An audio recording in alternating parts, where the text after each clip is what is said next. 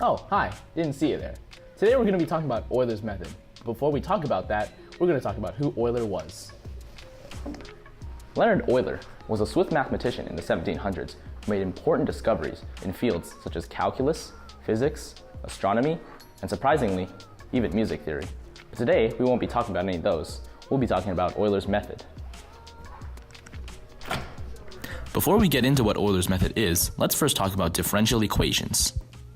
It's the 1750s. Let's say you're Euler, and you're trying to figure out how to solve differential equations. We already know that you can solve separable differential equations easily by isolating x and y terms and then integrating both sides. So, what happens when we run into an inseparable differential equation?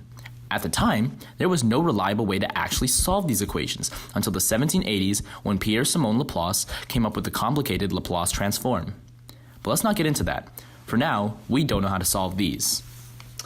Euler knew this. He knew that with their current mathematical knowledge, these equations were effectively unsolvable. So instead, he proposed an alternative. What if we approximate a solution? Let's go back to something we did a while ago, local linear approximation.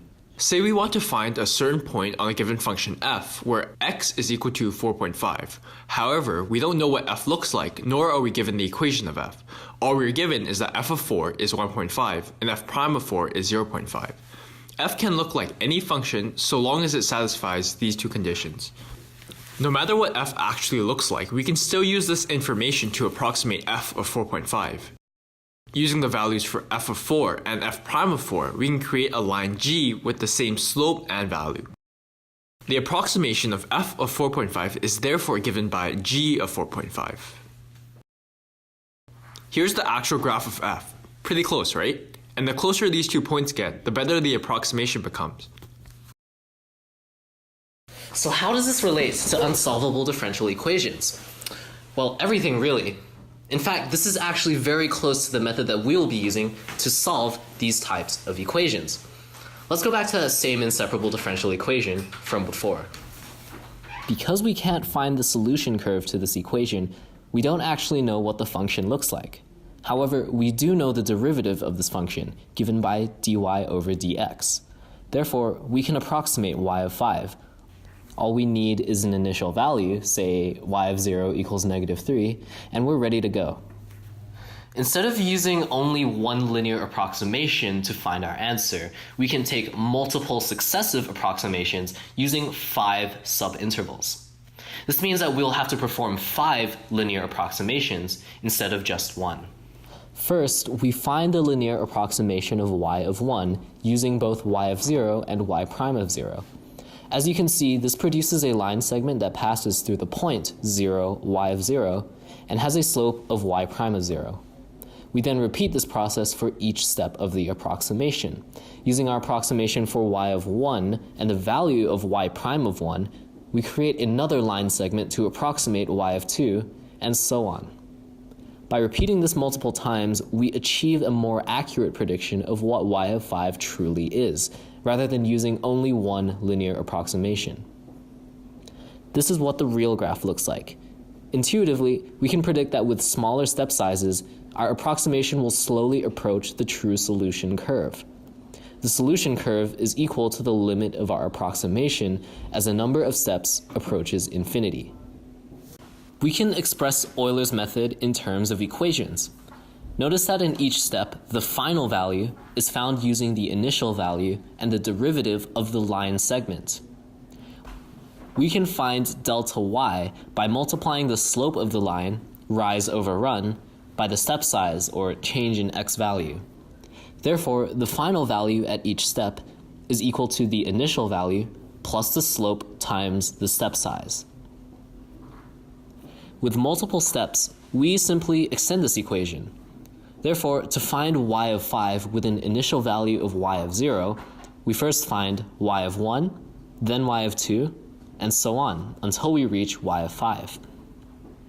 Now, let's see what happens when we try rearranging this whole thing into one single equation for y of 5. First, by substituting like terms, and then by factoring out dx. Does this seem familiar?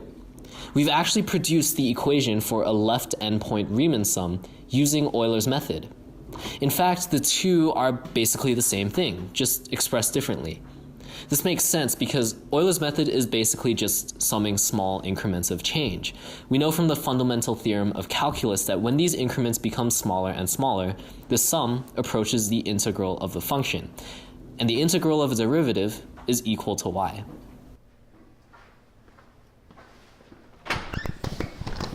Using Euler's method, we can actually approximate values of f using f prime with one initial condition of f. Here's an example.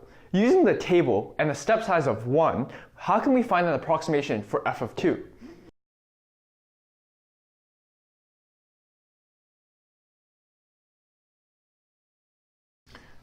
Remember that these values are only an approximation, as the method only becomes exact when the step size approaches 0. With the equation, find the error of our Euler's method approximation for f of 2.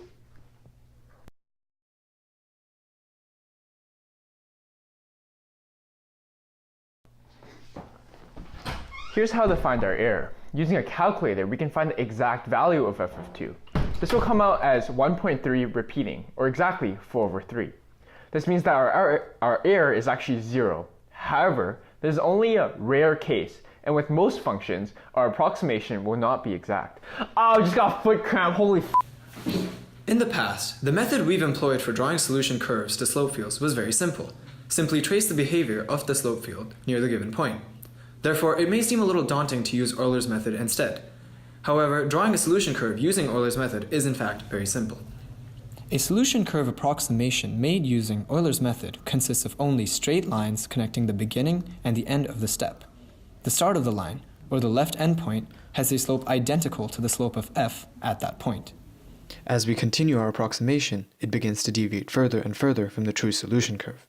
This makes intuitive sense because, as you learned earlier, Euler's method is used only to approximate the value of f, not accurately determine it. The way to improve the accuracy of the curve is quite sensible. Just reduce the step size. This is similar to reducing the delta x term when using Riemann sums. In Riemann sums, the smaller your interval size delta x, the more accurately you can determine the area under the curve. Similarly, in Euler's method, reducing the step size allows the approximation curve to more closely resemble the true solution curve. This is evidenced by the appearances of the solution curves in these three graphs of f, where each curve has a different step size. Curve 1 has the largest step size and yields the least accurate solution curve. Curve 2 has a smaller step size and thus reveals some of the function's true characteristics.